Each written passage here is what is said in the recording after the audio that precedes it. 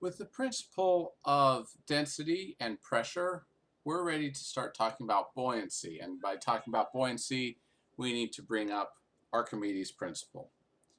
Now, you have an object here that's submerged in a fluid. You're going to have a force exerted on all sides of this object because of the pressure of the fluid around it.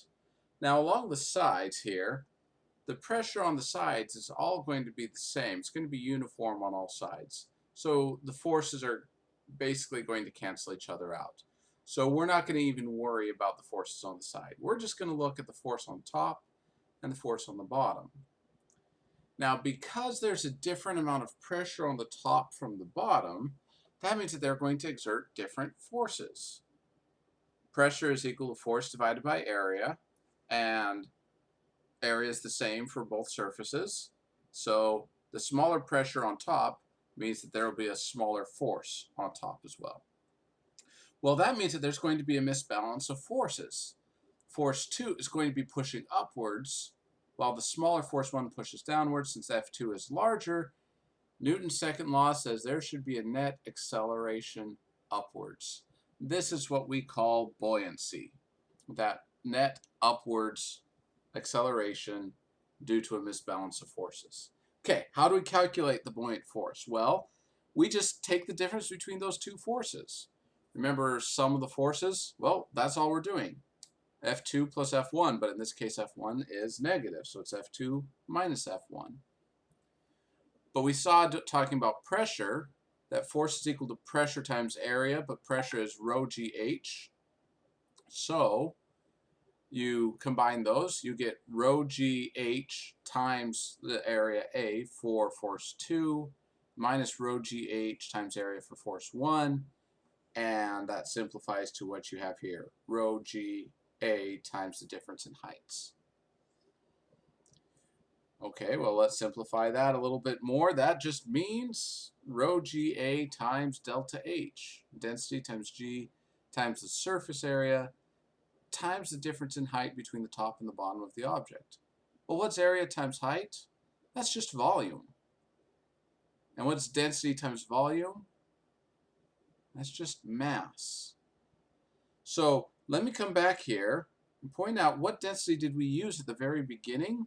Well, this is the density of whatever is exerting the pressure, in this case, the fluid. So this water around this object is what's exerting the pressure, so we need to use the density of the fluid, of the water, which means that at the end, it's just the mass of the fluid in that given volume. So we're talking about the amount of water, or whatever fluid, that is displaced. The buoyant force equals the weight of the displaced water. Okay, now here's where we get into Archimedes' principle. So Archimedes was given the task to find out if a crown that the goldsmith had made for him was pure gold or if it was some sort of a gold-lead alloy. Well, Archimedes worked and worked on this problem and discovered the principle of buoyancy, and that this was his solution to this problem. So here you have a crown suspended on a scale. Since they are equal and opposite forces, we know that because the crown's just suspended there, so there's no acceleration. That means that they are equal and opposite forces, which tells us that the tension exerted by the spring has to equal the weight, and the tension reads the weight of the spring. Excuse me, the tension reads the weight of the crown. There we go. However, if you were to put this crown in water, then you introduce a third force. You have the weight, which is the same as ever. Gravity hasn't changed. The weight of the crown isn't any different. But now you have a buoyant force that's pushing up. The buoyant force from the difference in pressures between the top and the bottom of the crown.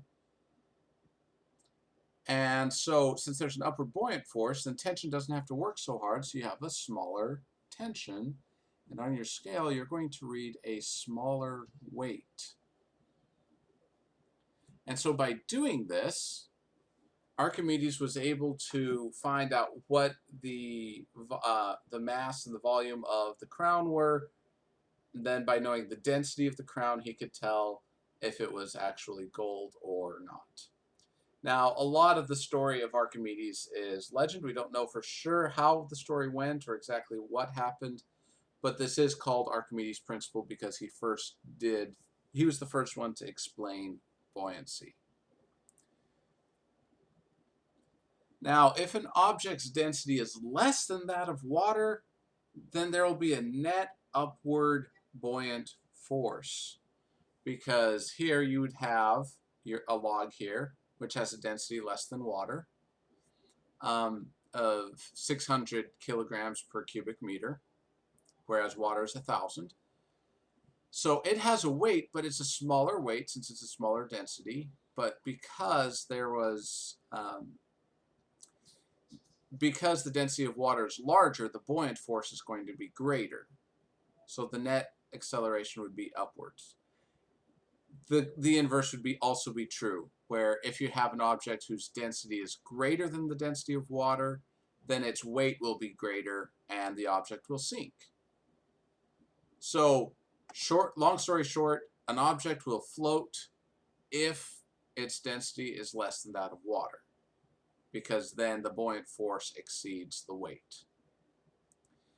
Okay, so as the log is buoyant, it starts to rise out of the water. It starts displacing less water, and since you're displacing less water, it decreases the magnitude of the buoyant force. And the log will continue to rise out of the water until it reaches just the right point where the buoyant force is equal to the weight. Now, at what point is that?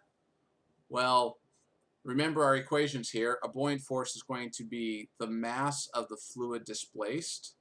In other words, the density of the fluid times the volume of displaced fluid times g. And the weight is just going to be mass times gravity, which is density times volume of the object times g. Okay, so how much of this object will actually be floating? Well, the fraction of the object that is submerged would then be given by the ratio of the object's density to that of the fluid. In other words, volume of the object underwater is going to equal the ratio of the object's density to the density of the fluid. And that is how you can find out how far an object will actually float. If the density of, let me put my laser pointer back on, if the density of the density of the object is greater than the fluid, then it's going to be completely submerged. You're going to have a number greater than 1. It'll be completely submerged and the object will sink. But if the density of the object is less than the density of the fluid, then you're going to have a fraction less than 1, and that'll tell you exactly how much of your how much of your object is submerged in your fluid.